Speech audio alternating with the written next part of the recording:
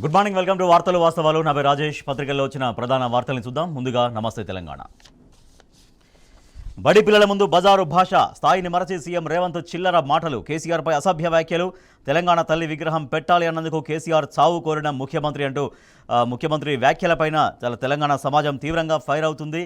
అటువంటి భాష బడి పిల్లల ముందు ఎలా మాట్లాడతారో సీఎం స్థాయి కూడా మర్చిపోయారా అంటూ నెటిజన్లు చాలా తీవ్రంగా ఫైర్ అవుతున్నారు.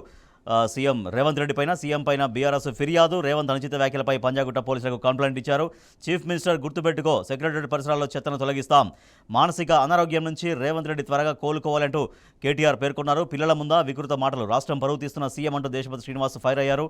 ముఖ్యమంత్రి నోటిని ఫినాయిల్తో కడగాలి, విరుచుకుపడిన నెటిజన్లు. ఆయన చీఫ్ మినిస్టర్ కాదు, చీఫ్ మినిస్టర్గా వ్యవహరిస్తున్నారంటూ నెటిజన్లు చాలా తీవ్రంగా రేవంత్ రెడ్డి పైన ఫైర్ అవుతున్నారు. రుణభంగం రణరంగం, రైతన్నల నిరసనలు, అధికారుల నిలదీతతో దద్దరిల్లిన తెలంగాణ. కరీంనగర్ జిల్లా చిగురుమావిడిలో రైతులు ఆందోళన చేస్తుంటే పోలీసులు వాళ్ళను బలవంతంగా ఈడ్చుకెళ్లినటువంటి ఫోటోగ్రాఫ్ మనం చూస్తున్నాం. రైతులకు చేరింది 7,500 కోట్లే అంటూ భట్టి విక్రమార్క వెల్లడించారు. రుణమాఫీ కింద బ్యాంకులకు 18,000 కోట్లు ఇచ్చాం, వారం ఆలస్యమైన ఫలితం ఉండదు అంటూ డిప్యూటీ సీఎం పేర్కొన్నారు. సాయంత్రానికి మాట మార్పు 17,000 కోట్లని వివరణ. 22 అంటే రేపు బీఆర్ఎస్ ధర్నాలు చేయబోతోంది. రుణమాఫీ సరిగ్గా అమలు కాకపోవడం పైన రైతాంగం పక్షాన రైతుల ఉసురు తగులుతుంది. మాఫీ చేసినమని సర్కారు సంబరాలు, రుణమాఫీ కాలేదని అన్నదాతల గగ్గోలు, పుస్తలతాలు కుదవబెట్టి లోన్లు గడుతున్నారు. రైతుల ధర్నాలో మాజీ మంత్రి ఎర్రబెల్లి దయాకర్ రావు. రుణమాఫీ ఫిర్యాదులు 1,00,000, మంత్రి చెప్పిన లెక్కే 80,000, లెక్కలోకి రాని ఫిర్యాదులు మరెన్నో.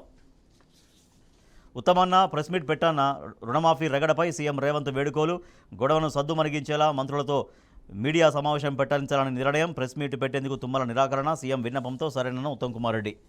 హైడ్రా హద్దు ఎందాక, ఔటర్ వరకు మాత్రమేనని జీవోల స్పష్టీకరణ, ఓఆర్ఆర్కు అవతల హైడ్రా చర్యలపై మొదలైన చర్చ.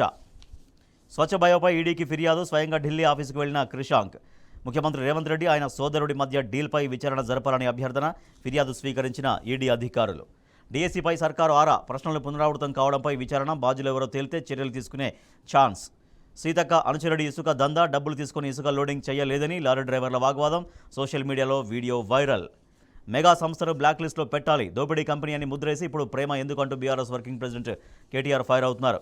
ఈడీ తీరుపై సుప్రీం అసహనం, కౌంటర్ ఎందుకు దాఖలు చేయలేదని ప్రశ్న. 27కు ఎమ్మెల్సీ కవిత బెయిల్ పిటిషన్పై విచారణ. ఢిల్లీ సుప్రీంకోర్టు ఆవరణలో న్యాయవాదులతో మాట్లాడుతున్న మాజీ మంత్రి శ్రీనివాస్ గౌడ్, ఎమ్మెల్సీ కవిత భర్త Anil, MP Vaddiraju Ravichandra, MLA Vemula Prashanth Reddy.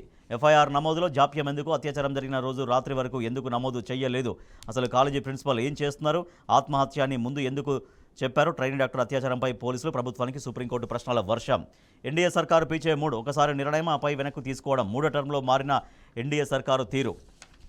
Telangana today, BRS statue demand rattles Revanth అని ఒక వార్త చూస్తున్నాం. Yadadri plant saviour for Congress. Right, ఇవి పత్రికల్లో వచ్చిన ప్రధాన వార్తలు. వీటికి సంబంధించి వార్తలు వాస్తవాలు చర్చల కింద అయితే వార్తలు వాస్తవాల్లో మనం ప్రధానంగా 3 అంశాలపైన డిస్కస్ చేయబోతున్నాం. నెంబర్ 1, సీఎం రేవంత్ రెడ్డి బజారు భాష. విద్యార్థుల ముందు, అంటే వాళ్ళు పాఠశాల విద్యార్థులు, వాళ్ళు భవిష్యత్తులో ఎదిగే విద్యార్థులు, వాళ్ళ ముందు చాలా గౌరవంగా, చాలా పద్ధతిగా, చాలా హుందాగా మాట్లాడాలి. అటువంటి ముఖ్యమంత్రి చాలా దిగజారుడు భాష నిన్న అక్కడ విద్యార్థుల ముందు మాట్లాడారు రాజీవ్ గాంధీ జయంతి కార్యక్రమంలో.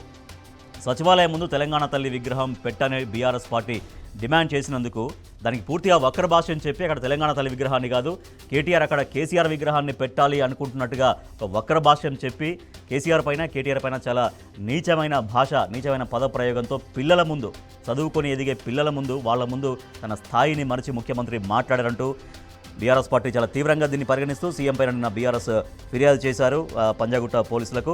దాంతోపాటుగా నెటిజన్లు ముఖ్యమంత్రి నోటిని ఫినాయిల్తో కడగాలి అంటూ నెటిజన్లు విరుచుకుపడ్డారు.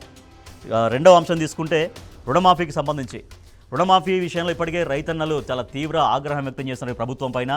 ప్రభుత్వం కూడా పూటకో మాట, ముఖ్యమంత్రి ఒక మాట చెప్తున్నారు, మంత్రులు మరొక మాట చెప్తున్నారు. నిన్న స్వయంగా ఆర్థిక మంత్రి, ఉప ముఖ్యమంత్రి భట్టి విక్రమార్క రైతులకు ఇప్పటిదాకా చేరింది 7,500 కోట్లు మాత్రమే. రుణమాఫీ కింద బ్యాంకులకు 18,000 కోట్లు ఇచ్చాం, బట్ రైతులకు మాత్రం 7,500 కోట్లు మాత్రమే చేరినాయంటూ ఆయన చెప్పారు. మళ్ళీ సాయంత్రం కల్లా అదే మాట మార్చి 17,000 కోట్లు అంటే ఆయన వివరణ ఇచ్చారు. సో ఎందుకు తలా ఒక మాట ఎందుకు మాట్లాడుతున్నారు మంత్రులు? నిజంగా రుణమాఫీ అనేది అసలు పారదర్శకంగా జరిగిందా, ప్రాంప్ట్గా జరిగిందా, ప్రాపర్గా జరిగిందా అంటే లేదు. రైతాంగం రోడ్డుపైకి ఎక్కి ధర్నాలు, నిరసనలు, తమ ఆందోళన కొనసాగిస్తుంటే వాళ్ళపైన పోలీసు అస్త్రాన్ని ప్రయోగించి అక్కడ ఆందోళనలు చేస్తున్న వారిని బలవంతంగా ఈడ్చుకెళ్లడం, లేదంటే వాళ్ళపైన కేసులు పెట్టడం, గట్టిగా అడిగితే అరెస్టులు చేయడం. సో దీన్ని నిరసిస్తూ రేపు రైతాంగం పక్షాన బీఆర్ఎస్ పార్టీ రాష్ట్ర వ్యాప్తంగా ధర్నాలు చేయబోతుంది. ఇక మూడో అంశం స్వచ్ఛ బయో. మన ఇటీవల అమెరికా టూర్లో స్వచ్ఛ బయో అనే కంపెనీతో ఒప్పందం చేసుకున్నారు. స్వచ్ఛ బయోకు సంబంధించి నిన్న బీఆర్ఎస్ పార్టీ ముఖ్య నాయకులు క్రిషాంక్ ఢిల్లీకి ఈడీ ఆఫీస్కి వెళ్ళారు. అక్కడ కంప్లైంట్ ఇచ్చారు. స్వచ్ఛ బయో పైన ముఖ్యమంత్రి రేవంత్ రెడ్డి అలాగే ముఖ్యమంత్రి సోదరుడి మధ్య డీల్ ఏం జరిగింది, ఆ డీల్ పైన విచారణ జరపాలనేది మొన్న క్రిషాంక్ అభ్యర్థించారు. క్రిషాంక్ ఇచ్చినటువంటి ఫిర్యాదును ఈడీ అధికారులు స్వీకరించారు. ఫర్దర్గా ఈడీ ఎంక్వైరీ ఎట్లా జరుగుతుందనేది మనం చూడాల్సినటువంటి అవసరం ఉంది. రైట్, ఈ మూడు అంశాలతో పాటుగా మరికొన్ని అంశాలపైన వార్తలు వాస్తవాల్లో ఇవాళ చర్చించబోతున్నాం.